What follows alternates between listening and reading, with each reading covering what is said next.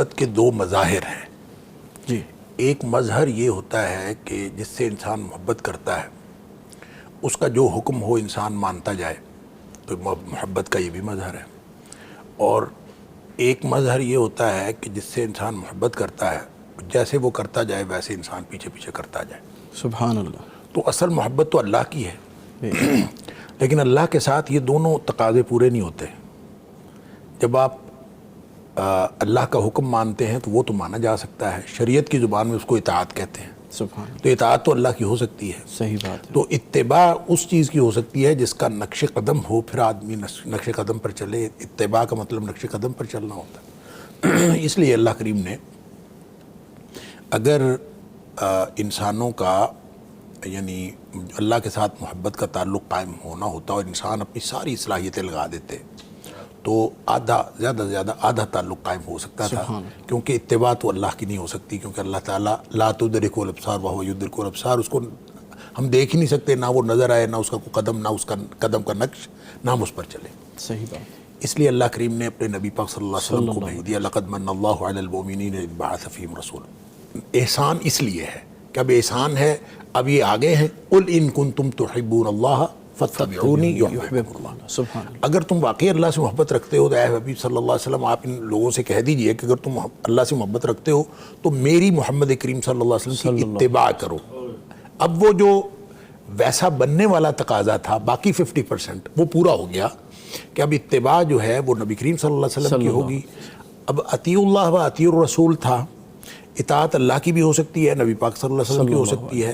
اتباع اگرچہ لفظی طور پر تو وحی کی اتباع ہو سکتی ہے، جیسے قرآن میں آتا ہے کہ میں تو ان اتبع الا یوحی الی، میں تو صرف جو اس وحی کی اتباع کرتا ہوں، یعنی اس کے پیچھے چلتا ہوں، اس کے جو مجھے کہا جاتا ہے میں اس کے پیچھے چلتا ہوں.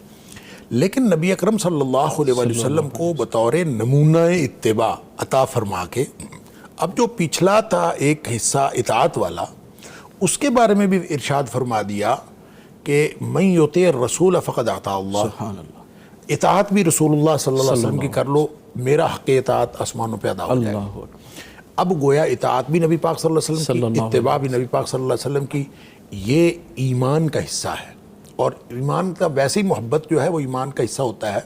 اس کے بارے میں 2 حدیثوں کا حوالہ دے کے پھر میں روکتا ہوں بات، پھر ہم آگے اگلے سوالوں پہ چلیں گے انشاءاللہ.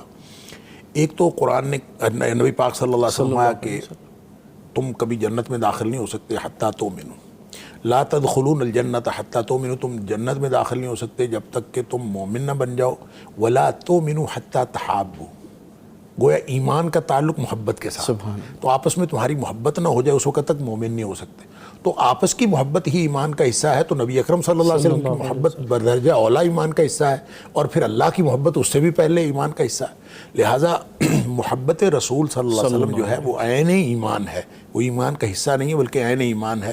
اگر وہ ہوگی تو پھر انسان اللہ کی بندگی کر سکے گا، اگر وہ نہیں ہوگی تو وہ نہیں کر سکے گا. دوسری حدیث وہ ہے جس میں نبی پاک صلی اللہ علیہ وسلم فرمایا کہ جس شخص کے اندر 3 باتیں ہوں وجد حلاوت الایمان، کہ جس شخص میں ثلاث من کن فیہ، جس شخص کے اندر 3 باتیں ہوں اس نے اصل میں محبت کا مزہ، ایمان کی حلاوت کا مزہ چکھا.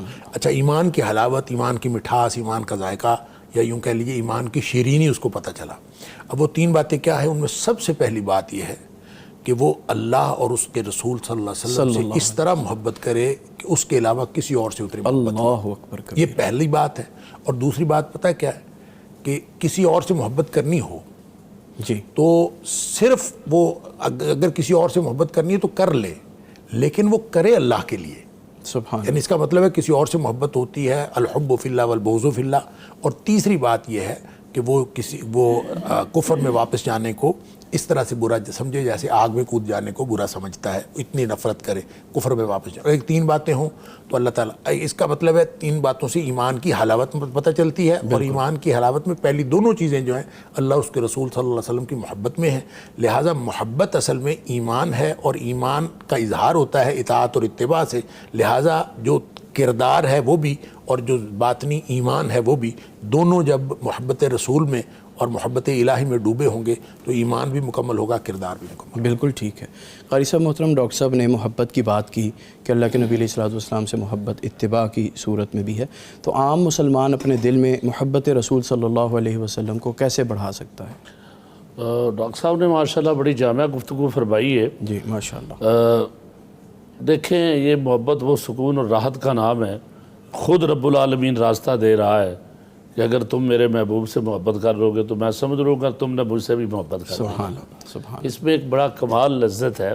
جی وہ مجھے ایک اردو کے شاعر کی بات یاد آئی، محمد سے جس کو محبت نہیں ہے قبول اس کی کوئی عبادت نہیں ہے، محمد سے جس کو الفت نہ ہوگی سمجھ لو پھر قسمت میں جنت نہ ہوگی، ادھورا ہے تصور وحدہ نیت کا اگر دل میں احترام رسالت نہیں ہے، کرے جو اطاعت محمد کی دل سے اسے پیر و مرشد کی حاجت نہیں۔ اللہ اکبر، سبحان اللہ، کمال ہے، بہت وہ خوبصورت۔ ایسی محبت جو ڈائریکٹ ڈیلنگ والی محبت ہے، جس طرح حضرت فرما رہے تھے کہ حلاوت ایمان بھی اسی محبت سے ملتی ہے۔ نبی کی محبت ایسی ہے جو انسان کو جنت تک لے جاتی ہے، جنت کے اعلیٰ بالا خانوں میں اس میں درجے مل جاتی ہے۔ ماشاءاللہ، ماشاءاللہ۔ پھر وہ سرکار دو عالم صلی اللہ علیہ وسلم کا ایک بڑا خوبصورت فرمان ہے، جس صاحب ساتھی نے، آپ کے محبوب دوست نے ہمارے لیے نہایت ہی قابل احترام اصحاب رسول میں آپ کے ایک صحابی نے پوچھا تھا کہ قیامت کب آئے گی، تو آپ نے پھر اس سے پوچھا بھی تو نے قیامت کی تیاری کیا کی ہے، کیا تیاری ہے تمہاری؟